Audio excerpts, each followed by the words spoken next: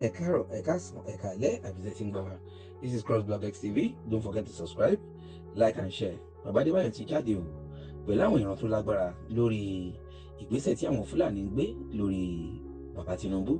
Wọ́n ní ìṣẹ̀lẹ̀ tó ṣẹlẹ̀ ní Saturday tí àwọn àmì lọ pa àwọn bandits kan gẹ́gẹ́ bí wọ́n ṣe jáde tí wọ́n yẹ bẹ̀rẹ̀ sí ń pẹ́ǹtì kínní yẹn pé àwọn innocent náà pa o torí ẹ̀ ni ọ̀gá Musa ṣe jáde lénìí pẹ̀lú ìròyìn yẹn pé kò ń ṣe innocent o pé gbogbo àwọn táwọn pa àwọn tó lọ́wọ́ tó ní ìmọ̀ nínú gbogbo ìpakúpa tí wọ́n ń pa àwọn èèyàn ní tí wọ́n ń gba ransom ni o pé àwọn èèyàn táwọn pa wọ́n mọ̀ nípa ẹ̀wùlẹ̀ ń wò lórí headline yìí tí General Musa gan sọ pé pípa táwọn pa yìí pé wọ́n mọ̀ nípa ẹ̀ bàbá Adébáyọ̀ ní kí bàbá Tinubu kan ṣọ́ra o torí pé àwọn Fúlàní wọ́n ń gbé ìgbésẹ̀ ńlá láti ṣe wọ́n níjàmbá bẹ́ẹ̀ dẹ̀ ni wọ́n tún gbà wọ́n lẹ́yìn ìmọ̀ pé ó dàbí pé kàn máa kú máa bọ̀ lẹ́kọ̀ọ́ wọ́n tún ní láti tọ̀ àwọn ìránṣẹ́ Ọlọ́run lọ pé wọ́n ní ìdádúrà gidigidi gan lórí gbogbo ìgbésẹ̀ tí àwọn Fúlàní ń gbé pé wọ́n ń pílánì gidigidi ńlá lẹ́yìn o láti hot bàbá Tinubu o so wọ́n ní kẹ́yìn náà máa sùn o wọ́n ní kẹ́jì ẹ̀dàjọ́ gbọ́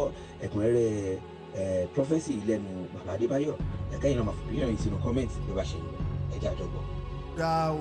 The voice of God towards the nation is not good. Sí orílẹ̀-èdè yìí. It's not good. Bíbélì wí pé. The Bible says, ó lẹ́nikẹ́ni tó bá ké pe orúkọ Olúwa la ó gbàlà. whoever call on the name of the Lord shall be saved. Ohùn Ọlọ́run ò dá sí orílẹ̀-èdè. The voice of God towards this nation is not good.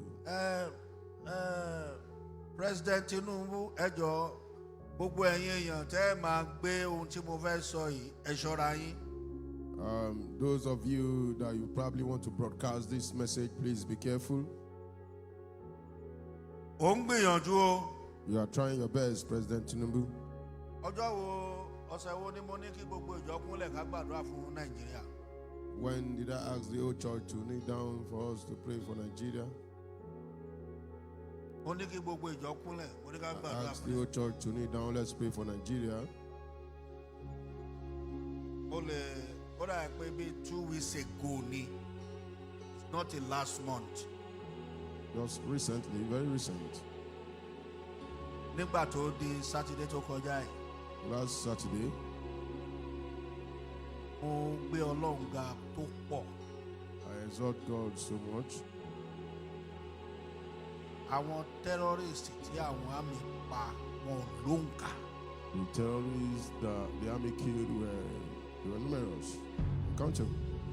Ní Bọ̀ọ̀nù wọ́n dárúkọ ọjà yẹn tó fi táwọn Gumi ń sọ pé àwọn èèyàn náà pa tí gbogbo wọn sọ̀sọ̀ kó fa àwọn That they were trying Fúlàní to gbogbo. change the story that they killed people inside the markets. Wọ́n láwọn powerful terrorists làwọn àmì pa. That they killed the hierarchy, the powerful ones among them. President Tinubu ò ń gbìyànjú. President Tinubu, you are trying your best. Èmi ò gbowó lọ́wọ́ ẹ̀ o, mi ò mọ̀ rí o. I don't know Kì í ṣe him. I family did ẹ̀. not collect money from Kì him. í I'm ṣe not politician. a member of his family. I'm not a politician. Ohùn Ọlọ́run kan ni mo kàn fẹ́ sọ. I just want to tell you the voice of God. President Tinubu ó ní láti fi gbogbo Àbújá sílẹ̀ wá jókòó sékòó. You need to leave Abuja, come and sit in Lagos. Wá jókòó sékòó. Come and sit in Lagos. President Tinubu wá jókòó sékòó. Come and sit in Lagos. Èkejì, The second one, President Tinubu lọ pé gbogbo àwọn àgbààgbà ìránṣẹ́ Ọlọ́run. call every senior ministers of God Kán gbàdúrà fún ẹ. for them to pray for you. Gbogbo àwọn àgbààgbà ìránṣẹ́ Ọlọ́run. Ministers of God that is elderly. Àwọn ìránṣẹ́ Ọlọ́run lèmi ń sọ, èmi ò sọ àwọn Mùsùlùmí, mi ò sọ àwọn àbáláyé o. I'm not talking about traditionalists. I'm not talking about Islamic clerics. Ministers of God. Ẹ má fi ohun tí mò ń sọ yìí ṣeré. Don't play with what I'm saying. Torí pé ojú ọmọ Yorùbá. Because you are from the Yoruba race. Èkejì dẹ̀ ni pé a rí i pé o kápá wọn. And we can see that you can take charge of them. Èmi ò sì gbàdúrà kí ọmọ ìran mi kú. I'm not praying for someone from my race should die. Ẹ pé àwọn àgbààgbà ìránṣẹ́ Ọlọ́run. All men of God that are elderly. Ẹ wọnú CAC, ẹ wọnú Kérúbù. Going to different churches. Ẹ wọnú àwọn ìjọ àwọn àgbààgbà. Ministers of God that are elderly. Bẹ́ẹ̀ wọ́n ní. We're going to beg them. Ohun tí mò ń sọ fún yín kì í ṣe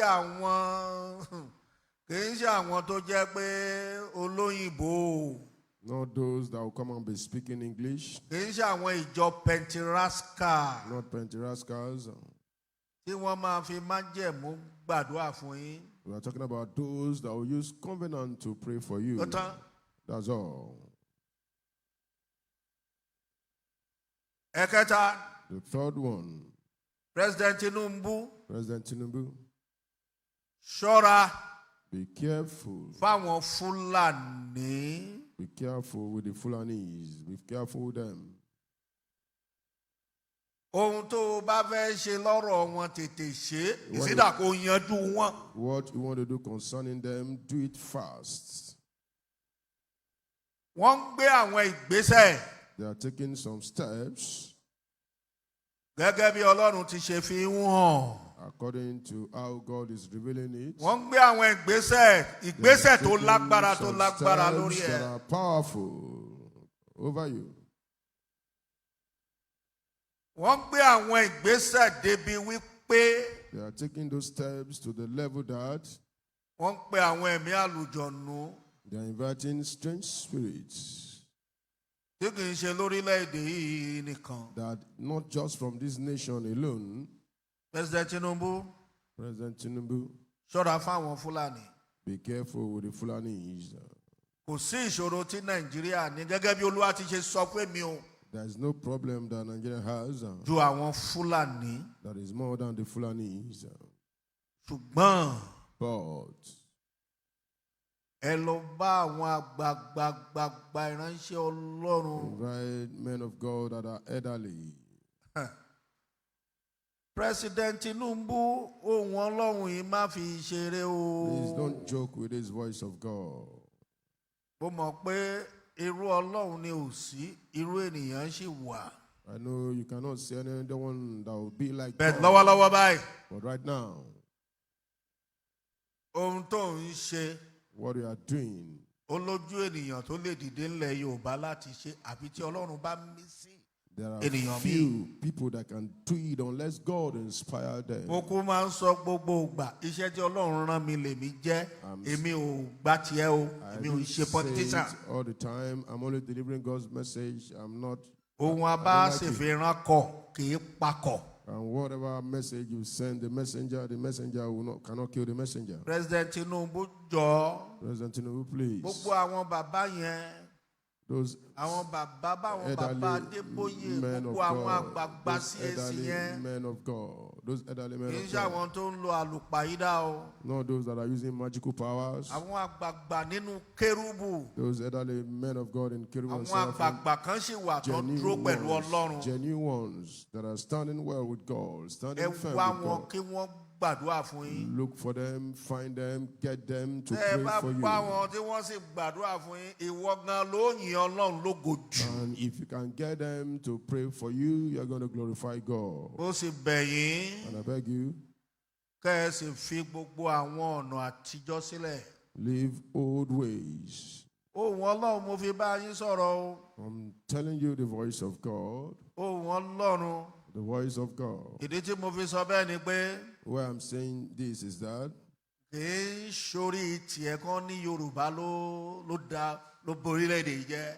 It's not in your own tenure that will say it is Yoruba that destroyed this nation. Torí èmi rí i pé inú Ọlọ́run ò dùn.